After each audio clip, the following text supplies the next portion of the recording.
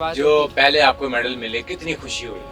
बहुत ज़्यादा इनफैक्ट कि जब आपको याद होगा 2016 में जब यूथ फेस्टिवल हुआ था तब मेरी पहली लंबी रेस थी वो। हमें उस प्लेयर के अप्स एंड डाउन्स पता होते हैं तो हम उसका पूरा एक शेड्यूल बनाते हैं साल का। हम उसके साल की शेड्यूल बनाते हैं कि इसको ये डाइट देनी है, इसका ये प्लान रखना है और इसको ऐसे लेके चलना है, इसके ये ओवरकम्स हैं, ये सब चीज़ें हैं। जो बच्चे घरों में स्पेशल पैदा हो रहे हैं उनके पेरेंट्स को ये मेरा कहना है कि अक्सर लोगों का ये सोचना होता है कि खुदा न खास्ता हमारे किसी गुनाह की सज़ा है ये कि हमें ऐसा बच्चा मिला, ऐसा कुछ भी नहीं है। अस्सलाम वालेकुम नाज़रीन, आप देख रहे हैं प्रोग्राम सवाल। मैं हूं एहसन शहजाद। नाज़रीन, आज हमारे प्रोग्राम में मौजूद हैं महम तारिक। महम तारिक किसी तारुफ की मोहताज नहीं है, इंटरनेशनल कोच हैं साइकिलिंग की। और महम तारिक से आज हम बातें करेंगे कि साइकिलिंग का शौक़ कैसे पैदा हुआ और कितने अरसे से साइकिलिंग की गेम कर रही हैं और कहाँ कहाँ की हैं, क्या क्या जीत के आई हैं। महम कैसी हैं आप? ठीक हैं अल्हम्दुलिल्लाह, ठीक ठाक, आप बताएं। अल्हम्दुलिल्लाह। महम, साइकिलिंग का शौक़ कैसे पैदा हुआ? और ये तो बड़ा हार्ड वर्किंग वाला काम है, साइकिल चलाना बड़ा मुश्किल काम है, तो आप तो फिर भी इसकी कोच हैं। जी, ऐसे ही है। लोग कहते हैं कि साइकिल में सीखने वाला क्या है, लेकिन जिस तरह एक गली मोहल्ले में हर कोई क्रिकेट खेलता है, लेकिन जब आप किसी कोच के आगे क्रिकेट की बात करें तो वो एंगल बताएगा, सब कुछ बताएगा। हाँ। तो there is a lot of thing to learn in the cycling as well. तो जहाँ तक बात रही शौक़ की, तो शौक़ मुझे बचपन से ही था। मैं अक्सर अपने एकेडमी से छुट्टी करके तो कज़न की साइकिल चलाती थी छोटे होते। लेकिन मुझे आइडिया नहीं था कि मैं कभी स्पोर्ट्स को आगे परस्यू करूँगी, स्पोर्ट्स को आगे लेके जाऊँगी। इसकी स्पोर्ट्स की शुरुआत मेरी हुई है मेरे जब मैं कॉलेज में थी। कॉलेज में स्पोर्ट्स की शुरुआत हुई, हमारे कॉलेज में अनाउंसमेंट हुई कि हमारे यहाँ पे स्पोर्ट्स भी होता है तो आप लोग आएँ, ट्रायल्स दें, ये करें वो करें। क्योंकि नए नए कॉलेज में गए थे तो वो एक जुनून होता है ना जुनून होता कि बाहर जाना है, घूमना फिरना है। तो बस फ्रेंड्स के साथ नाम लिखवा दिया, बाहर जाने का बहाना मिल गया कि घर वालों को कह देंगे, स्कूल कॉलेज वालों ने बुलाया। तो हम 4 फ्रेंड्स ने नाम लिखवा लिया वहाँ पे। तो लेकिन वहाँ पे नाम लिखवाने के बाद 2 फ्रेंड्स आई, 2 नहीं आई। मैंने ट्रायल्स दे दिए, ट्रायल में पास आउट हो गई। वहाँ पे मेरी एक फ्रेंड थी, उन्होंने मुझे कहा कि मेरे बाद में वो फ्रेंड बनी, वो सुन बोल नहीं सकती थी। अफिलिएशन होगी उनके साथ आहिस्ता-आहिस्ता, उन्होंने कहा तुम मेरे साथ ट्रेनिंग करोगी। तो बस उनके साथ ट्रेनिंग की, पहले साल में 2 मेडल्स आ गए, टीवी पहले साल में 2 मेडल्स? जी अल्हम्दुलिल्लाह, पहले साल में 2 मेडल्स आ गए। क्योंकि मैं स्टार्टिंग से ही करती थी, वीडियो गेम्स खेलती थी मैं और गली मोहल्ले में साइकिल चलाती थी, तो मेरी हैंडलिंग अच्छी थी अल्हम्दुलिल्लाह। तो इंटरेस्ट की भी बात होती है, मेरे बड़े भाई स्विमर थे, तो वो भी एक उनको देख देख के शौक पैदा हुआ। तो बस इसी तरह करते करते साल में जब 2 मेडल्स आ गए तो मज़ा आने लग गया कि अरे वाह, टीवी में इंटरव्यू आ रहा है, फेम मिल रहा है, ये तो बड़ी अच्छी चीज़ है। तो ऐसे करते करते जब कॉलेज ख़त्म हुआ और देन जब यूनिवर्सिटी से ऑप्शन आई कि हम लोग स्पोर्ट्स बेस पे फ्री पढ़ सकते हैं, तो मेरे घर वालों को लगा कि हाँ ये अच्छी चीज़ है तो इसको हम आगे लेके चलते हैं।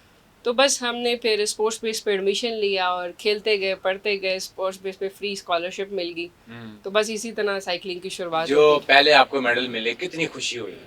बहुत ज़्यादा इनफैक्ट कि जब आपको याद होगा 2016 में जब यूथ फेस्टिवल हुआ था तब मेरी पहली लंबी रेस थी वो।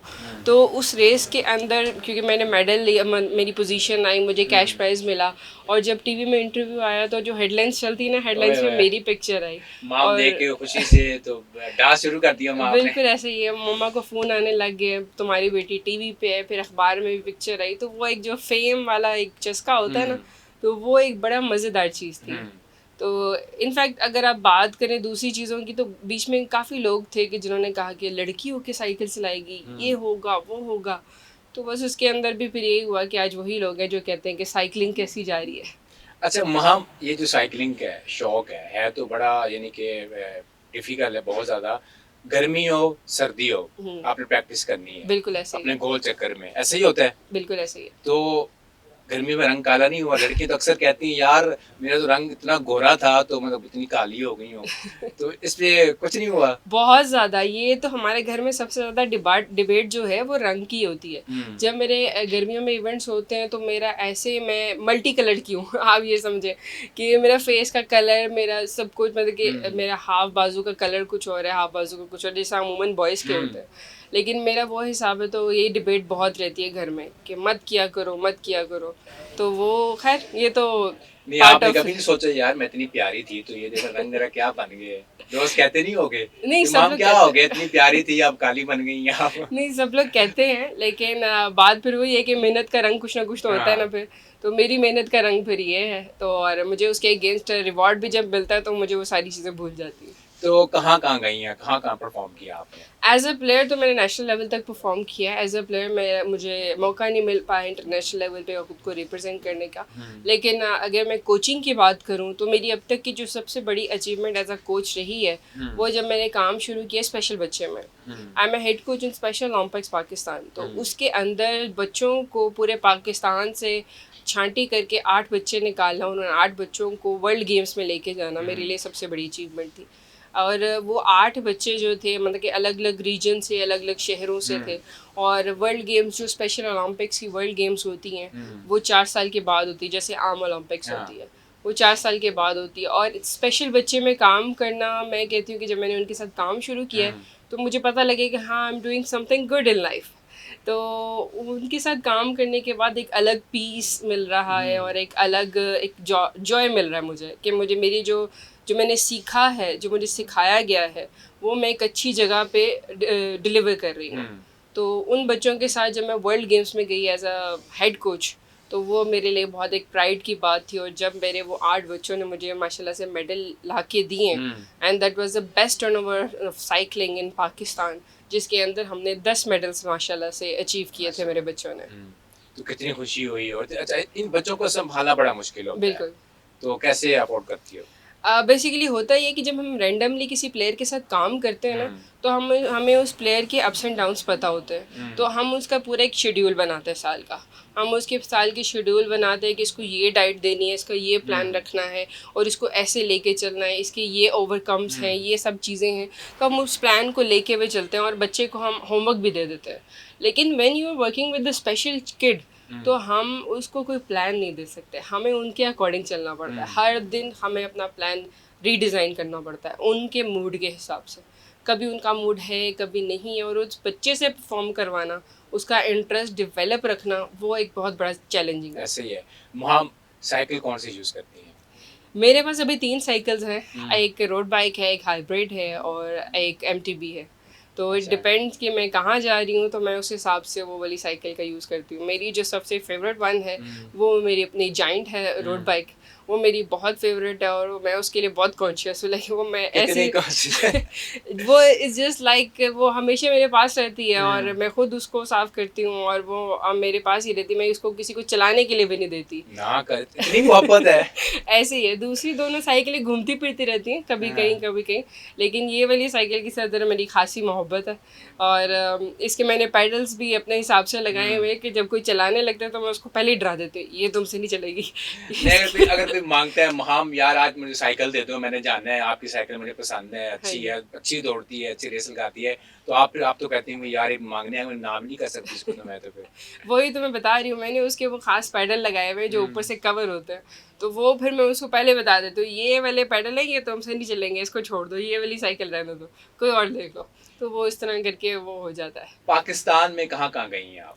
पाकिस्तान मैंने thanks to Pakistan cycling federation, उन्होंने मतलब कि मैं एज अ टेक्निकल ऑफिशियल वहाँ पे काम करती हूँ और मेरी क्वालिफ़िकेशन और सब कुछ पाकिस्तान साइकिलिंग फेडरेशन ने ही करवाया। और मेरी जो जो अचीवमेंट्स हैं और जो जो मेरी सब चीज़ें हैं वो उन्हीं की बदौलत है। तो हमारे जितने नेशनल्स होते हैं वो कभी खुजराब में हो रहे हैं, कभी हुंजा में हो रहे हैं, गिलगित में हो रहे हैं, कभी कहीं हो रहे हैं। इवन दो कि हमारे ग्वादर में भी हुए थे नेशनल्स। तो बस वो इवेंट्स के साथ हम लोग चलते रहते हैं और ऑलमोस्ट मैंने पूरा पाकिस्तान देख लिया हुआ है। सबसे ज़्यादा मज़ा कहाँ पे आता है साइक्लिंग करने में? हमारी जो सबसे बड़ी गेम होती है वो होती है टूडी खुंजराब। टूडी खुंजराब अभी तक 2 दफ़ा हो चुकी है, तीसरी दफ़ा अभी तक नहीं हुई बिकॉज कि हमारे स्पॉन्सर्स का थोड़ा सा मसला था और वहाँ पे अप्रूवल्स का थोड़ा मसला था। तो टूडी खुंजराब हमारी एक ऐसी रेस होती है जो वर्ल्ड वाइड भी रिकग्नाइज होती है, जो पाकिस्तान के खाते में आती है। और ये पिछले साल हमारे साथ 4 कंट्रीज़ ने पार्टिसिपेट किया था और इस दफ़ा हम लोग उम्मीद है कि 6 से 7 कंट्रीज़ पार्टिसिपेट करेंगी। और वो हाईएस्ट एल्टीट्यूड रेस होती है वो हमारी, जो कि स्टार्ट होती है हुंजा से स्टार्ट होती है और वो खुजराब पास तक जाती है 4 डिफरेंट स्टेजेस में। तो वो हमारी सबसे बड़ी रेस होती है और हर दिन एक नया वेन्यू, हर दिन एक नया व्यू, नया चैलेंज और नई चीज़ें लेके वो हमारे तक आती है और वो बहुत मज़े की रेस होती है। जैसे कि आपने बताया कि टीमें होती हैं साथ साथ, तो महाम को भी लोग चैलेंज करते होंगे, महाम आए मैं आपको चैलेंज करता हूँ और आप तो नए साइकिल मैं देखता हूँ कैसे जीतती हैं आप, चैलेंज होता है ऐसे?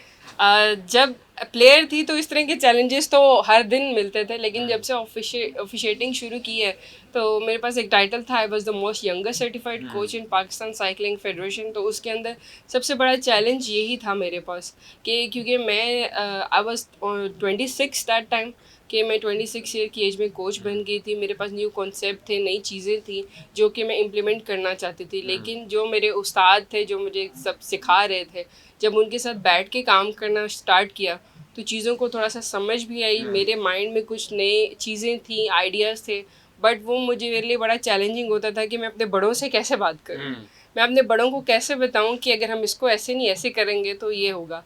फिर उसका तरीक़ेकार यही आहिस्ता आहिस्ता जिस तरह हम अपने घर में करते हैं वैसे ही वो तरीक़ेकार किया कि पहले बड़ों के साथ काम करना शुरू किया, फिर बड़ों को मशवरतन वो चीज़ बताई कि अगर हम इसको ऐसे नहीं ऐसे कर लेंगे तो हमें ज़्यादा बेहतर हो जाएगा।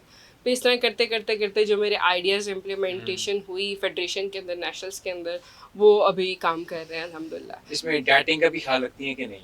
जी, सबसे बड़ा तो रोल डाइटिंग का होता है। ऑफ़ कोर्स हर गेम में सबसे बड़ा रोल डाइटिंग का होता है कि अगर आप अच्छा नहीं खाएँगे तो वो ज़ाहिर-सी बात है आपका फ़ैट होना शुरू हो जाएगा और फ़ैट हमेशा चीज़ों को रोकता है। तो आपकी कितनी कैलोरीज़ ले रहे हैं और आपके कितना न्यूट्रिशन जा रहा है आपके अंदर, वो सारी चीज़ें कैलकुलेट होती है। इट डिपेंड्स कि आप कौन से इवेंट के प्लेयर हैं। अगर आप ट्रैक इवेंट कर रहे हैं तो आपकी क्या डाइट होनी चाहिए, और आप रोड इवेंट कर रहे हैं आपको इंडोरेंस चाहिए तो इंडोरेंस के लिए क्या डाइट होनी चाहिए। तो वो हर किसी का एक कस्टमाइज्ड डाइट प्लान होता है। जब आप रेस लगाती हैं तो जाहिर सी बात इंसान है, थक जाता है, तो रास्ते में आप ब्रेक भी लगा लेती हूँ, नहीं यार वो जा रही है मैं इनको क्रॉस कर जाऊंगी, ऐसी होती है ना उम्मीद। हाँ जी। तो कितने को क्रॉस किया ऐसे करके? वेल ज़ाहिर बात है, जब हम लोग जब एक ट्रेनिंग शुरू करते हैं, अगर तो हमारी रेस 100 किलोमीटर की है तो हमारी ट्रेनिंग 200 किलोमीटर की होनी चाहिए, कि रुकने का तो बीच में सवाल ही पैदा नहीं होता। क्योंकि अगर हम इतनी ट्रेनिंग कर रहे हैं तो आप सोचें कि दूसरे कितनी ट्रेनिंग कर रहे होंगे। तो अगर हम बीच में रुकेंगे तो वो पीछे से 10 लोग हमें क्रॉस कर जाएंगे तो बाद में पकड़ना मुश्किल है। तो हम खुद को ट्रेन ऐसे करते हैं, अपनी बॉडी को ट्रेन ऐसे करते हैं कि ये नौबत ही ना आए हम कि हमें रुकना पड़े। तो हम साइकिल के ऊपर ही कुछ ड्रिल्स होती हैं, कुछ टेक्निक्स होती हैं जो हम यूटिलाइज़ करते हैं, जिससे हमारा मसल पुल ना हो और मसल में कोई खिंचाव ना आए या कोई ऐसी चीज़ ना हो। तो वो हम उस तरह से ख़ुद को ट्रेन करते हैं, बॉडी को उस तरह से ट्रेन करते हैं। फिर उसके अलावा अगर तो हमारी लॉन्ग एंड्योरेंस रेस होती है तो उसमें हमारा जो न्यूट्रिशन है वो हमारे साथ होता है। लाइक हम कुछ चॉकलेट्स रख लेते हैं पास, या कुछ बार्स होती हैं, एनर्जी बार्स होती हैं, वो हम ड्यूरिंग जो रेस है वो हम यूज़ कर सकते हैं, वो अलाउ होता है हमें। सबसे ज्यादा महाम को कौन सपोर्ट करता है? Of course, my mother. मेरी mother was my biggest pillar and my biggest support. क्योंकि जब मैंने साइकिलिंग स्टार्ट की थी तो तब क्योंकि शौक़ तो पैदा हो गया था और मैं कर भी रही थी, लेकिन जब वहाँ पे ये होता था कि घंटों बैठना पड़ता था, अपनी बारी का इंतज़ार करना पड़ता था कि ये साइकिल फ्री होगी तो मैं ट्रेनिंग करूँगी। फिर वो बॉडी ठंडी हो जाती थी, दोबारा से वार्म अप करना और सब चीज़ें बहुत डिस्टर्बिंग होता था। तो तब मैंने नहीं कहा था उनको, उन्होंने खुद ये चीज़ का इनिशिएट लिया। उन्होंने खुद से जाके मेरी जो पहली साइकिल थी वो उन्होंने उधार लिया था। उधार लिया जी, था? उधार लेके मुझे लेके दी थी। और मुझे याद है बैक इन 2013 में मेरी पहली साइकिल मेरी मदर ने मुझे परचेज़ करके दी थी। उस टाइम 18,000 की थी। आप अंदाज़ा लगाइए कि 2013 तो में महंगी 18। होगी, बहुत ज्यादा जी महंगी बिल्कुल, होगी। 18,000 की साइकिल उन्होंने उधार लेके मुझे लेके दी, जिससे मैं पास आउट हुई। अपने नेशनल्स वगैरह में मैंने पार्टिसिपेट किया, सब कुछ किया। फिर उस तरह करते करते जैसे कैश प्राइज़ मिला तो वो उधार भी वापस हो गया और मेरी अपनी साइकिल भी बन गई। बस उसी तरह चलते चलते वहाँ से सफ़र शुरू हुआ। और उसके बाद मेरे कोच सर सज्जाद, वो मेरे सेकंड पिलर रहे हमेशा। उन्होंने मुझे कहा कि मैं तुम्हें ट्रेन करूँगा। तुम सिर्फ उनके पास 2 ही प्लेयर्स थे जिनको वो ट्रेन करता था। एक अभी इस टाइम वापडा में है और अभी मैं हूँ। अभी भी उसी तरह ही वो मुझे ट्रीट करते हैं जैसे मैं अभी भी छोटा सा बच्चा हूँ। और वो मेरे उस्ताद हैं। सीनियर के लिए छोटा बच्चा ही होते हैं जी इंसान। बिल्कुल ऐसे ही है। हालाँकि उनके साथ अब वो मतलब कि किसी टीम के साथ नहीं है, वो इंटर यूनिवर्सिटी वगैरह को देखते हैं, बट स्टिल वो मुझे ऐसे ही अभी भी ट्रीट करते हैं कि जैसे मैं अभी बहुत छोटी हूँ। अच्छा महम, आपके भी स्टूडेंट हैं, तो आप जब स्टूडेंट को तैयार करती हैं, बड़ा स्ट्रॉन्ग तरीके से तैयार करती हैं, ज़ाहिर सी बात है आपके स्टूडेंट, आपने इतनी मेहनत की है, तो आप भी अपने स्टूडेंट के साथ मेहनत लगाती होंगी कि जीतेंगे। जब आपके स्टूडेंट जब मैदान में होते हैं, तो आपको उम्मीद होती है कि यार मेरा स्टूडेंट है, ये हारेगा नहीं है, मैदान जीत के ही वापस आएगा। जी, बिल्कुल ऐसे ही है, उसकी ट्रेनिंग ही इस तरह से होती है क्योंकि मुझे पता होता है कि जब हम किसी कॉम्पिटिशन में जाते हैं तो हमारे अगेंस्ट जो हमारे मुखालिफ कंट्रीज़ हैं या मुखालिफ टीम है उसका क्या स्ट्रॉन्ग पावर है। तो हम उस हिसाब से अपने जो प्लेयर है उसको उस तरह से ट्रेन करते हैं कि तुमने इस चीज़ पे फोकस रखना है, इस चीज़ पे नहीं फोकस रखना। साइकिलिंग इज़ नॉट अबाउट आपका सारा स्टेमिना और आपकी सारी बॉडी, इसमें कुछ टेक्निक्स होती हैं और कुछ चीज़ें होती हैं, आपके टर्न्स एंड सब चीज़ें जो होती हैं वो फिर हम उस लिहाज से उस प्लेयर पे उतना काम करते हैं कि जितना वो प्लेयर जो है उसको ओवरकम करके अपनी जीत हासिल कर सके। आगे फ्यूचर में क्या करने वाली हैं आप? फ्यूचर मेरा यही है कि स्पेशल बच्चा मज़ीद हमने घरों से निकालना है क्योंकि मुझे काम करते हुए 14 इयर्स हो गए हैं यहाँ पे साइकिलिंग के अंदर। बट मेरा जो फोकस है वो एक जनरल तौर पे मेरा फोकस है उन लोगों पे जो कि घरों में बैठे हुए हैं क्योंकि फ़िटनेस हमारी ज़रूरत है इस टाइम। पहले तो हम एक शौकिया तौर पे फ़िटनेस को अपने ज़िंदगी का हिस्सा बनाते हैं, लेकिन अभी जो हालात चल रहे हैं, जो हमारी न्यूट्रिशन हमें मिल रही है, जो हमारा एनवायरनमेंट है, पोल्यूशन है, अभी हमारी ज़रूरत है। जिस तरह हवा हमारी ज़रूरत है उसी तरह फ़िटनेस भी ज़रूरत बन चुकी है। तो वो बच्चे जो घरों में बैठे हुए हैं, वो ख़वातीन जो घरों में बैठी हुई हैं, मेरी उन्हीं से रिक्वेस्ट है कि बाहर निकलें। सब कुछ आपके सामने है, आपने बस अपने लिए थोड़ा सा टाइम निकालना है, खुद के साथ सिंसियर हो जाएं और ख़ुद को टाइम दें। और जो बच्चे घरों में स्पेशल पैदा हो रहे हैं उनके पेरेंट्स को ये मेरा कहना है कि अक्सर लोगों का ये सोचना होता है कि खुदा न खास्ता हमारे किसी गुनाह की सज़ा है ये कि हमें ऐसा बच्चा मिला, ऐसा कुछ भी नहीं है। You are the chosen one, मैं ये कहूँगी कि आपके घर में अगर स्पेशल बच्चा है तो you are the chosen one, कि आप उस बच्चे को सोसाइटी में एक मिसाल बना के लेके आएँ, उसको एक्सेप्ट करें, उसमें लोगों को सामने लेके आएँ। हर बच्चे में कुछ ना कुछ होता है, आपके बच्चे में अगर ये चीज़ है तो क्या फ़र्क पड़ता है, लेकिन आप में भी तो कुछ ना कुछ होगा ना, किसी में एंगर इश्यूज़ होते हैं, कुछ है। तो मेरा यही एक फ्यूचर प्लान है कि घरों में बैठे वो ख़वातीन जो घरों में बैठी उनके बच्चे जो हैं वो ट्रेनिंग कर रहे हैं, सब कुछ कर रहे हैं, तो उनको भी उतना ही हक है कि वो भी बाहर निकले अपने बच्चों के साथ। तो उनको ट्रेन करने के लिए मैं मौजूद हूँ। मैं उन फीमेल्स को भी ट्रेन करती हूँ जो 50-60 साल की होती हैं और वो जवान हो जाती हैं। अभी वो करना चाहती हैं तो वो भी बाहर आ जाती हैं। तो बेशक आपकी जो मर्ज़ी एज है, जो भी जेंडर है, ability, disability, you have a right to live in a society. So come over, बस यही कहना महम चाहूँगी। की शादी हो गई? नहीं, अभी नहीं। शादी इसी में करनी है कि या फिर आउट? नहीं, ऐसा कोई मेरी सोच नहीं एक है। होता है ना कि यार ठीक है साइकिलिंग में आ गई हूँ तो ऐसे ही होना चाहिए ताकि उसको भी माइंड का पता हो, सबको पता हो, इस तरह करके। नहीं, ज़रूरी नहीं है। ऐसा होता है कि मेरा मानना ये है कि अल्लाह ताला सबकी सुनता है, दिलों के हाल जानता है अल्लाह ताला, और जो हम करते हैं हमें उसी का नतीजा मिलता है। टिट फॉर टैट होता है, डू व्हाट यू वांट। तो वो हिसाब है। तो ऐसा मैंने कोई स्पेसिफिकेशन कोई सोची नहीं हुई कि मैं ये चाहती हूँ और ये मेरी रिक्वायरमेंट्स है। बस जो नसीब में हो और अल्लाह बेहतर करे, जो मिल जाए, जो मुझे एक्सेप्ट कर सके द वे आई एम, कि ये मेरी चीज़ें हैं, मुझे मेरी चीज़ों के साथ एक्सेप्ट करें। ये शर्तों के साथ तो रिश्ते नहीं बनते। ऐसे ही है। तो बस एक वो रिश्ता आए, वो ऐसा हो रिश्ता हो कि जो एक्सेप्टेंस के साथ आगे बढ़ सके। महम, एनजीओ बनाने जा रही हो आप, जी। जैसे आपने बताया कि मैं बच्चों को सारा कलेक्ट कर रही हूँ और भी देख रही हूँ, एनजीओ बनाने का शौक है, काम करने का? शौक़ है और चाहती भी हूँ, एक ख्वाहिश भी है। तो इंशाल्लाह अल्लाह अल्लाह खैर करे, अगर चीज़ें बेहतरीन की तरफ हमारी गई तो इंशाल्लाह हम ये भी इनिशिएट लेंगे। क्या मैसेज देना चाहेंगी नए नौजवानों को जो साइकिलिंग की तरफ आना चाहते हैं? जी बिल्कुल, जैसे मैंने पहले भी कहा है कि मैसेज मेरा यही है कि आपका पूरा हक है कि आप बाहर निकलें और आप लोगों के साथ कंधे से कंधा मिला के चलें और अपने आप को लोगों के साथ मिलाएं। तो आपको घर में बैठने की ज़रूरत नहीं है।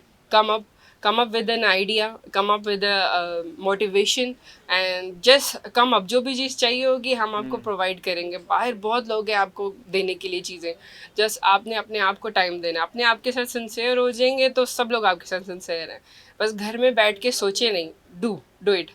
तो just do it and that's it. Thank you ma'am, शुक्रिया आपका प्रोग्राम में आने के लिए। नाज़रीन, आपने महम तारिक की बातें सुनी और मुझे दीजिए इजाज़त। अल्लाह हाफ़िज़।